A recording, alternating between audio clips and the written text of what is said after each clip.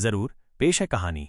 अगर आप फ्यूचर में ऐसे ही वीडियोस देखना चाहते हैं तो हमारे चैनल haunted2.o को सब्सक्राइब कीजिए।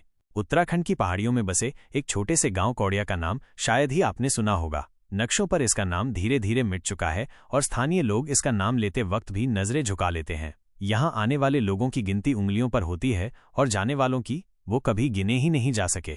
साल 2003 पत्रकार आरव मलिक ने इस गांव के बारे में पहली बार एक पुरानी किताब में पढ़ा। किताब में लिखा था कि कौड़िया गांव में हर तीसरे साल एक रक्त चंद्रमा की रात होती है, जब गांव के लोग इंसान नहीं रहते, उनकी आंखें सुर्ख हो जाती हैं, दांत नुकीले और शरीर से अजीब सड़ांध आने लगती है। कहा जाता है कि उस रात कोई भी बाहरी व्यक्ति गांव में मौजूद हो तो उसका अंत निश्चित होता है। आरव ने इसे अफवाह समझकर नजरअंदाज किया, लेकिन उसके भीतर का पत्रकार जाग चुका था। उसे सच जानना था। कैमरा, नोटबुक और एक पुराना रेडियो लेकर वो निकल पड़ा कौड़िया गांव की ओर। गांव की सीमा पर पहुंचते ही उसे कुछ अजीब सा महसूस हुआ, जैसे कोई अनदेखी निगाहें उसे घूर रही हों। पेड़ों पर कोई चिड़िया नहीं चहचहा रही थी, हवा में एक अजीब सी सन्नाटा था। गांव के पहले घर की दीवार पर लाल रंग से कुछ लिखा था, तू लौटा तो जिंदा नहीं रहेगा। आरव ने डर को नजरअंदाज करते हुए कदम आगे बढ़ाए। गांव में घुसते ही उसे एहसास हुआ कि यहाँ सब कुछ सामान्य नहीं था। मकान पुराने थे, लेकिन उनमें रहने वाले लोग कुछ तो अलग था। उनकी चाल में, उनकी मुस्कान में और खासकर उनकी आंखों में। एक बूढ़ी औरत पास आई और फुसफुसाकर बोली, रक्त चंद्रमा बस 2 रात दूर है बेटा, लौट जा जब तक समय है। आरव ने मुस्कुराकर जवाब दिया, मैं बस कुछ दिन की रिसर्च के लिए आया हूँ। बूढ़ी औरत कांपती आवाज में बोली, यहाँ दिन और रात में फर्क नहीं रहता उस रात जब गांव के असली चेहरे बाहर आते हैं।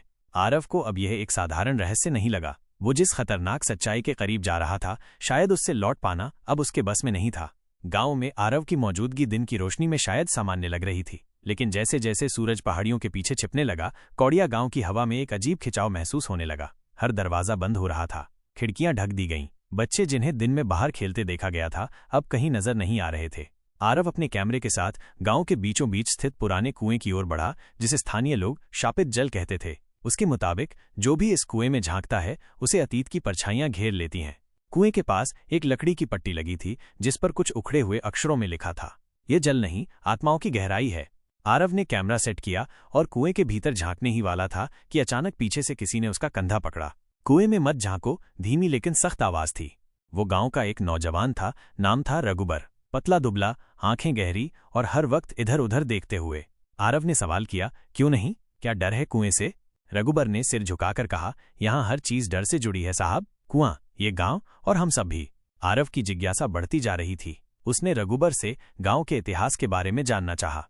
रघुबर धीरे धीरे बोलने लगा, ये गांव कभी आम गांव था, लेकिन 73 साल पहले एक साधु आया था यहाँ। उसके साथ थी एक रहस्यमयी स्त्री, सुंदर, लेकिन उसकी आंखों में खून उतरता था। लोग कहते हैं वो कोई इंसान नहीं थी। साधु ने यहाँ रहना शुरू किया और धीरे धीरे गांव के लोगों पर उसका असर होने लगा। लोग बदलने लगे और एक रात रक्त चंद्रमा की पहली घटना हुई।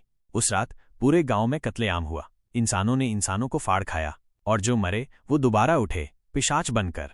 आरव को यह सुनकर सिहरन हो गई, लेकिन वो अभी भी पूरी कहानी को मन ही मन किसी मिथक से ज्यादा नहीं मान रहा था। रात अब पूरी तरह से उतर चुकी थी। चारों ओर अजीब सी खामोशी छाई थी, जैसे हवा ने भी चलना छोड़ दिया हो। आरव ने गांव के बीचों बीच स्थित एक खाली मकान में रात गुजारने का निर्णय लिया। जैसे ही वो अंदर गया, उसे कमरे में एक पुरानी डायरी मिली। उस पर नाम लिखा था, विद्या देवी। आरव ने पन्ने पलटे। 19 जुलाई 1952, आज मैंने उसे फिर देखा। वह स्त्री जो मेरे सपनों में आती है, आज कुएं के पास खड़ी थी। उसके होंठ सूखे थे, आंखों में खून और दांत इंसानों जैसे नहीं थे। वो मुझसे बोली, मुझे तेरे बच्चे की आत्मा चाहिए। मैं कांप रही हूँ। ये गांव अब वैसा नहीं रहा। आरव की सांसें तेज हो गईं। तभी बाहर अचानक कोई दरवाजा जोर से बंद हुआ। वो खिड़की तक भागा और बाहर झांका। गांव के चारों ओर लाल रोशनी फैल रही थी, जैसे किसी चंद्र ग्रहण की आहट हो। लेकिन आकाश में चांद नहीं था, और जो दिख रहा था वो चांद नहीं था। वो एक बड़ा गाढ़ा लाल गोला था, जिसे देख आरव की रूह कांप गई। तभी उसे एक कर्कश चीख सुनाई दी, मानव नहीं, जानवर नहीं, वो कुछ और था।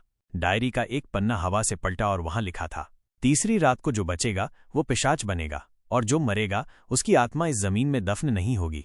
आरव समझ गया था कि उसने जो शुरू किया है, अब उससे पीछे हटना मुमकिन नहीं।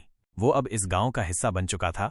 रात के 11:30 बज चुके थे। कौड़िया गांव के हर कोने में सन्नाटा पसरा हुआ था, लेकिन वो सन्नाटा ऐसा था जैसे किसी तूफान से पहले की खामोशी। हवा में अजीब सी गंध थी और रह रहकर दूर से कोई भूखी सांसों की आवाज आती, जैसे कोई छाया किसी इंसान को सूंघ रही हो। आरव, जो अब तक सब कुछ कैमरे में कैद कर रहा था, उस डायरी को पढ़ने के बाद पूरी तरह सतर्क हो गया था। उसने खिड़की बंद की, दरवाजा भीतर से कुंडी लगा दी और अपने पास एक छुरा रख लिया। लेकिन वो नहीं जानता था कि उस गांव में लकड़ी के दरवाजे, ताले और हथियार कुछ नहीं कर सकते।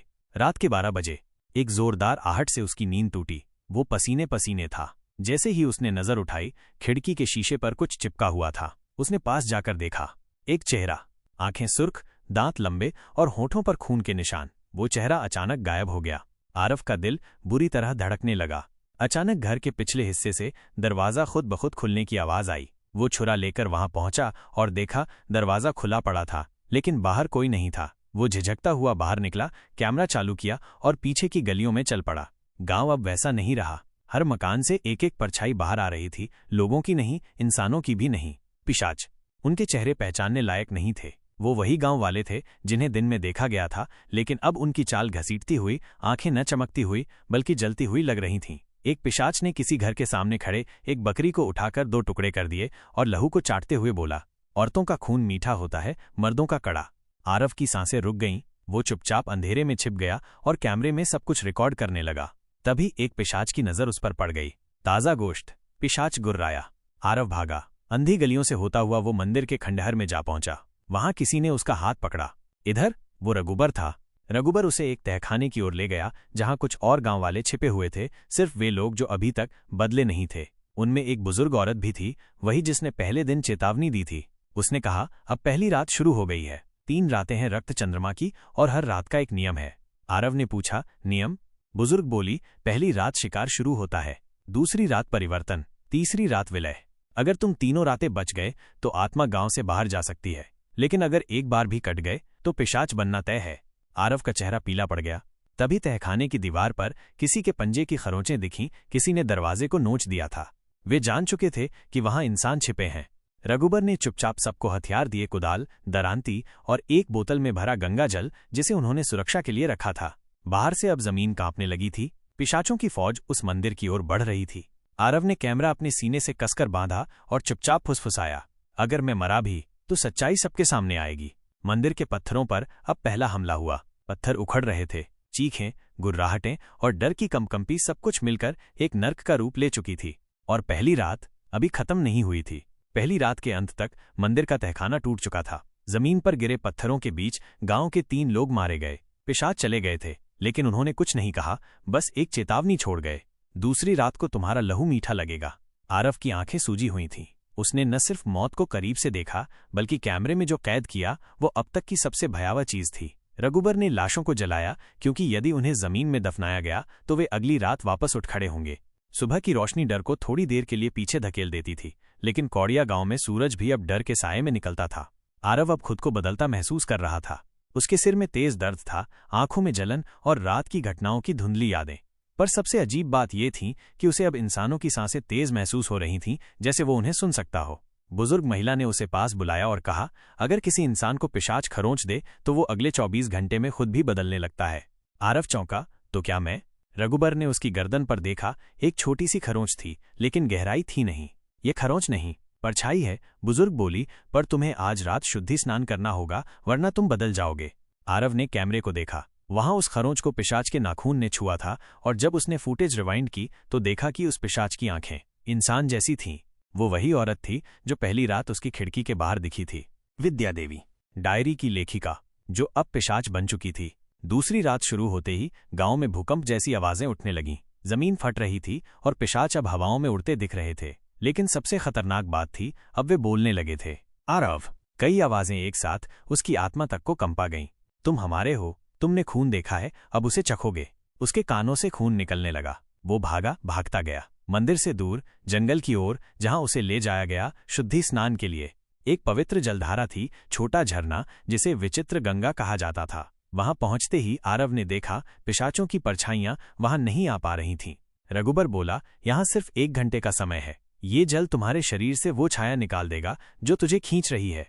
जैसे ही आरव ने उस जल में कदम रखा, एक भयानक चीख उसके भीतर से निकली। उसे दिखा बचपन, माँ बाप की मौत, पत्रकार बनने की तड़प, और वो क्षण जब पहली बार किसी लाश को देखा था। उस रात की गंध, वो खून, वही उसे बार बार खींच रहा था। वो डर ही अब उसका शिकार कर रहा था। छोड़ दे डर को, बुजुर्ग महिला की आवाज गूंजती रही। वो चिल्लाया, कांपा, लेकिन अंततः जल ने उसे धो डाला। वो बाहर निकला थका हुआ मगर मानव। जैसे ही वो लौटे, गांव अब वैसा नहीं था। हर घर जल रहा था, पिशाच अब खुलकर इंसानों को मार रहे थे और बीच गांव में एक काला वृक्ष खड़ा हो चुका था। कहा जाता है वही वृक्ष विलय रात्रि की शुरुआत करता है, तीसरी और अंतिम रात। और तब एक पिशाच ने आरव को देख लिया। वो बच गया? नहीं, वो अब हमारा नहीं रहा। एक भीषण गुर्राहट के साथ 5 पिशाच उस पर टूट पड़े, लेकिन इस बार आरव के हाथ में था गंगाजल से भरा एक पात्र और जलते हुए रुद्राक्ष। वो चिल्लाया, तुम्हारा अंत मेरी कलम से होगा। और फिर उसने अपना कैमरा चालू किया। नाम है आरव मलिक, और अगर मैं जीवित न रहूं तो जान लेना पिशाचों का गांव सच है। मैं वहां गया था, और अगर तुम इस वीडियो को देख रहे हो तो मैं लौट नहीं पाया। 3 दिन, 3 रातें, कई मौतें, चीखें और अधूरी आत्माएं। अब सब कुछ एक ही रात में समाप्त या शुरू होने वाला था। आधी रात के करीब आसमान पर 3 चंद्रमा चमक रहे थे। आरव ने यह देखकर पहली बार खुद से सवाल किया, क्या मैं अब भी उसी दुनिया में हूं जिससे आया था? गांव अब इंसानों का नहीं रहा था। पेड़ों की छालें खून से लथपथ थीं। हर तरफ अजीब प्राणी घूम रहे थे, न पूरी तरह इंसान, न पूरी तरह पिशाच, जैसे अधूरी आत्माएं अपनी पहचान खोज रही हों। मंदिर की दीवारें गिर चुकी थीं। एक पुराना टूटा घंटा उल्टा पड़ा था। बुजुर्ग महिला अब केवल हड्डियों का ढांचा बन चुकी थी। उसने अपने प्राण बलिदान किए आरव की रक्षा के लिए। रघुबर, जो अब तक उसका साथी था, बदल चुका था। उसने आरव से कहा, माफ करना भाई, लेकिन मैं अब खुद को रोक नहीं पा रहा। यह गांव मुझ में समा चुका है। और ये कहकर उसने अपनी गर्दन काट ली ताकि वो कभी पिशाच न बन पाए। अब आरव अकेला था। झरने से शुद्ध होकर वो अब पूरी तरह इंसान था, लेकिन अब उसे उस वृक्ष के पास जाना था जिसे विलय वृक्ष कहा जाता था। वृक्ष जो आत्माओं को बांधता है और जिसके चारों ओर अंतिम रात में सबसे भीषण तांडव होता है। आरव अपने कैमरे, रुद्राक्ष, गंगाजल और पवित्र भस्म के साथ आगे बढ़ा। वृक्ष के नीचे उसे मिली विद्या देवी। अब वो पूरी तरह पिशाच बन चुकी थी, लेकिन उसकी आंखों में अब भी एक इंसानी आंसू था। तुमने मेरी डायरी पढ़ी, अब यह वृक्ष तुम्हारा अंत तय करेगा। आरव ने पूछा, तुमने ऐसा क्यों किया? विद्या बोली, मैंने नहीं किया। ये गांव एक शाप है। ये वृक्ष उस साधु की आत्मा है जो पिशाचों का जनक था, और अब तुम उसकी विरासत हो। जैसे ही आरव वृक्ष के पास पहुंचा, उसकी जड़ें हिलने लगीं। पेड़ के तने से खून टपकने लगा और एक भयानक गर्जना गूंजी, आरव। वृक्ष से निकलकर पिशाचों की पूरी सेना इकट्ठी हो गई। सैकड़ों आत्माएं, अधमरे पिशाच और उनके बीच वो साधु जिसकी आंखें अब गड्ढों से भी गहरी थीं। तू कैमरे वाला है? चल, सब दिखा दुनिया को, पर जान यहां ही छोड़नी होगी। आरव ने अपनी गर्दन झुकाई नहीं। उसने कैमरा चालू किया, गंगाजल चारों ओर छिड़का और एक पवित्र मंत्र बोलना शुरू किया। ओम अपवित्रः पवित्रो वा